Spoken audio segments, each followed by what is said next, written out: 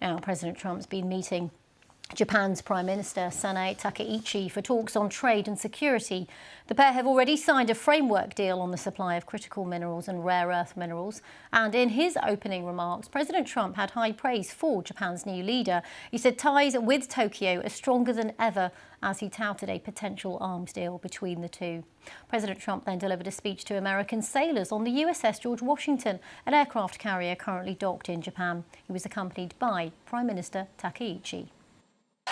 This woman is a winner. So, you know, we've become very close friends all of a sudden because their stock market today and our stock market today hit an all-time high.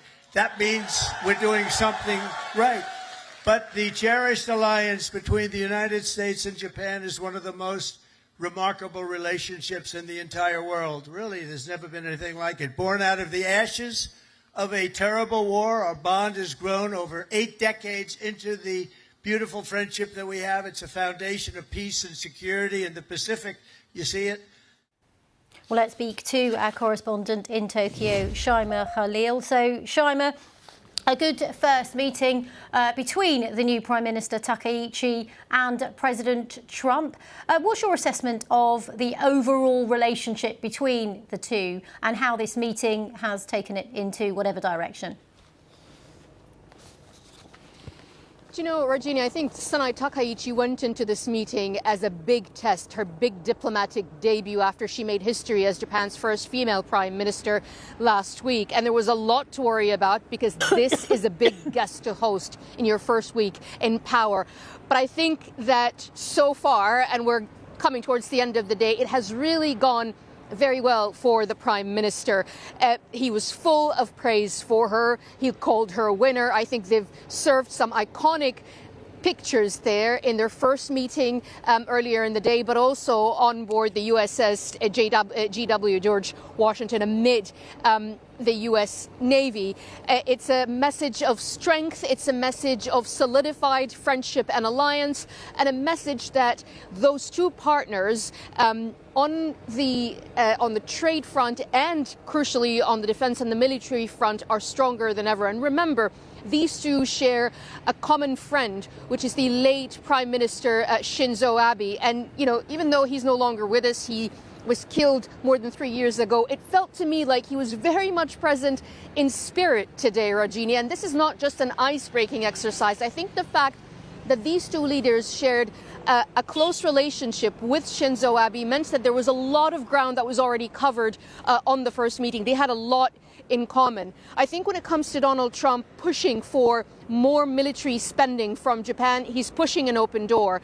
But I think despite the pleasantries and a very positive day so far for the Prime Minister Sanae Takaichi, there's going to be some tough decisions for her to make when Donald Trump pushes on trade, especially more access for the United States in Japanese markets, in the car market, in the agriculture market. This is going to be tricky for her. So she has to strike that balance between managing her country's alliance with the United States and managing her country's domestic interests. OK, Shaima Khalil in Tokyo, thank you very much for the moment. Well, let's stay with that story by speaking to Asuka Kuwabara, a politics and economics analyst who is also in Tokyo. Welcome to BBC News. Well, President Trump has hailed what he's described a golden age between the US and Japan. How would you define that golden age right now, then? Arma mentioned that the beginning of the discussions between Trump and Takaichi has been anything but successful. They were praising each other, commenting all the positive things, including the ties with Mr. Abe Shinzo, who was close friends of Donald Trump, as well as successor of Ms. Takaichi. So I believe that this created the fundamental of the strong relationship between the U.S. and Japan. And we will see how that goes along the line, especially when it comes to the trade deals. Yeah, let's talk about the trade deal in a second, but let's talk about this rare earths deal that they signed. How significant is this in your estimation? I believe that both Ms. Takaichi and Trump have shared view on China. They both want to show a strong stance against China, and agreeing on the rare earth deal with between Japan and U.S. definitely helps them to strengthen its relationship. And of course, it's a tricky situation where China will get involved, and it will definitely include other players in the market. But this is a very significant deal that Japan has backup from the U.S. as well as the U.S. making sure that they have an ally in the region, Asia Pacific, so that they can play a more stronger stance against China, which I believe that is shared between Ms. Takaichi and Trump. And just very briefly, tariffs is another bugbear, isn't it, for most countries when it comes to dealing with the US? I know America wants better access to Japan's car market, for example. Where are things at the moment when it comes to the two on tariffs?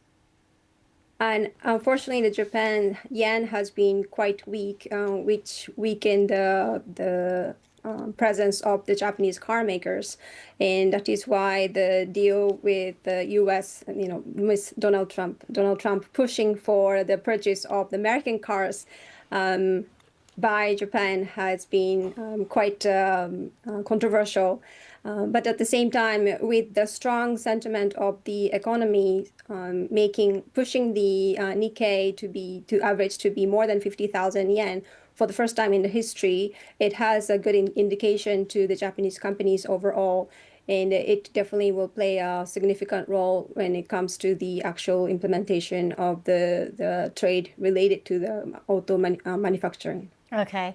Asuka Kuwabara, thank you very much for sharing your thoughts and analysis as President Trump continues his visit to Japan.